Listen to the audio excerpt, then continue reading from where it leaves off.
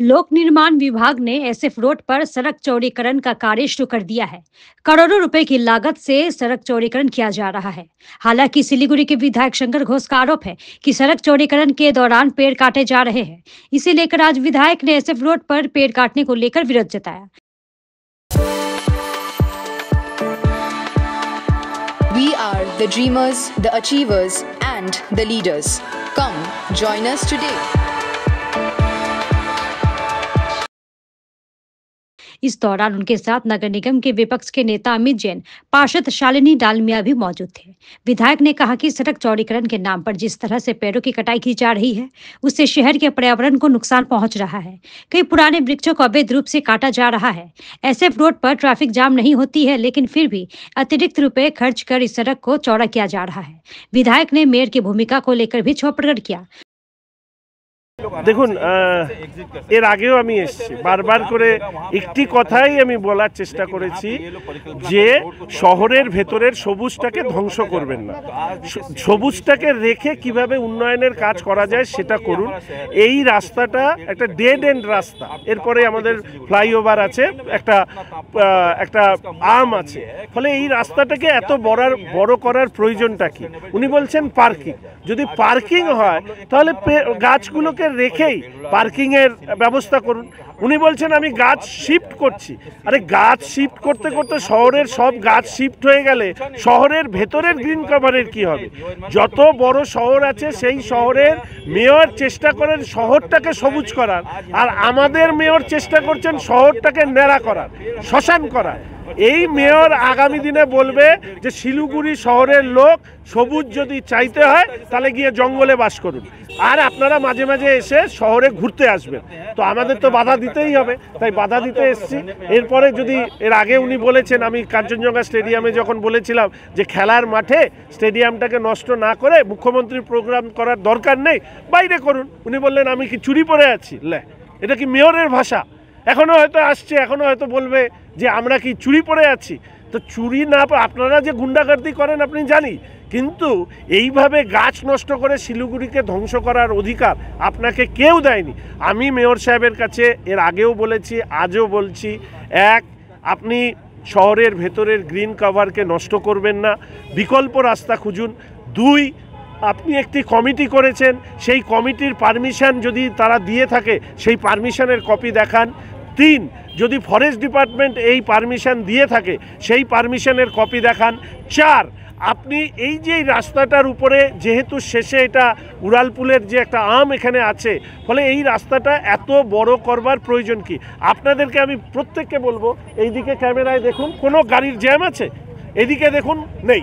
তাহলে যেখানে গাড়ির কোনো এত সংখ্যায় নেই, এটা না স্টেট হাইওয়ে না এনএইচ, তাহলে এই গাছ কাটার মানে কি?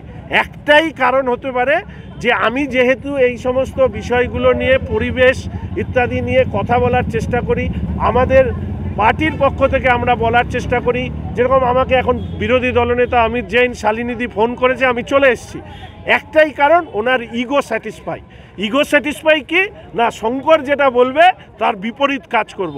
উনি তো শহরটাকে ধ্বংস করে দিচ্ছেন, আর এই ধ্বংস করাতে যারা যারা ওনাকে সহযোগিতা করেছেন বা করছেন, আজ নয় কাল, আমি কথা দিচ্ছি যেদিন ভারতীয় জনতা পার্টি ক্ষমতায় আসবে প্রত্যেকের বিরুদ্ধে ব্যবস্থা নেব, এবং আজকের দিনে যারা গাছ কাটছেন এইভাবে তাদের বিরুদ্ধে ব্যবস্থা আজ নয় কাল নেব, এবং প্রয়োজনে আমি আইনগত দিকও খতিয়ে দেখব যে এইভাবে গাছ কাটার ক্ষেত্রে কোন কোন আধিকারিকরা কি কি বিষয়ের উপরে দাঁড়িয়ে পারমিশন দিচ্ছে, এটা নিয়েও আমি লয়ারদের সাথে কথা বলবো। वहीं मेयर गौतम देव ने कहा कि पेड़ नहीं काटे जा रहे हैं, पेड़ों को काटकर दूसरी जगहों पर दोबारा लगाया जा रहा है। इससे पहले भी कई जगहों पर पेड़ों को दोबारा लगाया गया है। एसएफ रोड के पेड़ भी दोबारा लगाए जाएंगे। গাছ কাটা হচ্ছে না, প্রথম কথা এটা ভুল। সমস্ত দলের প্রতিনিধিদের নিয়ে আমাদের পরিবেশ কমিটি, এনভায়রনমেন্ট কমিটি পুর নিগমের আছে, গাছগুলোকে পুনঃস্থাপিত করা হচ্ছিল, এবং আমি পূর্ত দপ্তরের সাথে কথা বলেছিলাম। এটা পূর্ত দপ্তরের কাজ, প্রায় 9 কোটি টাকার কাজ, 5 কোটি 98 কি 6 কোটি টাকার কাজ, রাস্তা প্রশস্তীকরণের কাজ। তো সেখানে 14টি গাছ যেগুলো রাস্তার ধারে, রাস্তা চড়া করতে গেলে রাস্তার ধারে পড়ছে, সেই 14টি গাছ আমরা বলেছি যে রাস্তাকে একটু সংকুচিত করে ওই 14টি গাছ যেন বাঁচানো হয়। পিডব্লিউডি সেভাবেই করছে, কিন্তু কিছু গাছ একদম সম্প্রসারিত হবে যেই রাস্তা, সেই রাস্তার একদম মাঝখানে পড়ছে, সেই গাছগুলোকে ওখানে রেখে রাস্তার সম্প্রসারণ করা সম্ভব নয়। আমরা পাশেই শীতলাপালা নৌকাঘাটে জায়গা সেখানে চিহ্নিত হয়েছে, এবং এর আগে যে গাছগুলো আমরা বর্ধমান রোড থেকে, SF রোড থেকে এবং অন্যান্য জায়গা থেকে আমরা গাছ সূর্য সেন পার্কের মহানন্দা চরে লাগিয়েছি এবং নৌকাঘাটে লাগিয়েছি, সেখানে আমরা পরিবেশবিদ এবং আমাদের এনভায়রনমেন্ট কমিটিকে নিয়ে সেই জায়গাগুলো দেখিয়েছি। ইভেন গার্লস স্কুলে একটা গাছকে প্রতিস্থাপিত করা হয়েছিল, বয়রা গাছ, সেই গাছটিও বড় হয়েছে। 97-8% গাছ বেঁচে গেছে, একটা দুটো গাছ বাঁচানো যায়নি। আমরা অত্যন্ত যত্ন সহকারে এই কাজটা করছি। এই যে NHAI যে কাজটা করছে ন্যাশনাল প্রজেক্ট, সেখানে তো প্রচুর গাছ কাটা গেছে, কিন্তু তার মধ্যে আমরা অনেক গাছ, এটা আমাদের কাজ ছিল না, কিন্তু যেহেতু এনভায়রনমেন্ট হচ্ছে শিলিগুড়ির একটা গুরুত্বপূর্ণ বিষয় যে কোনো জায়গারই, এবং মাননীয় মুখ্যমন্ত্রীও চান যে সবুজকে রক্ষা করে যত সম্ভব কাজ করা, তো আমরা ওখানে অনেকগুলো গাছকে প্রতিস্থাপিত করেছি। গাছগুলো প্রতিস্থাপিত হচ্ছিল, এই প্রতিস্থাপিত করতে গিয়ে তারা বাধা দিয়েছে।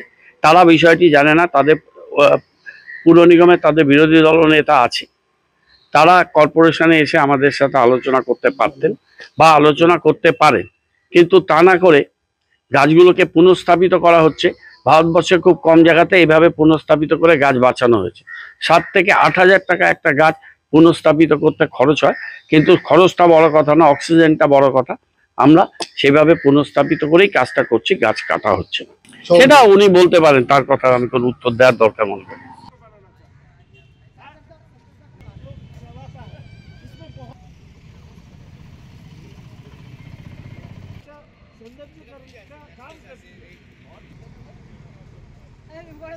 আমি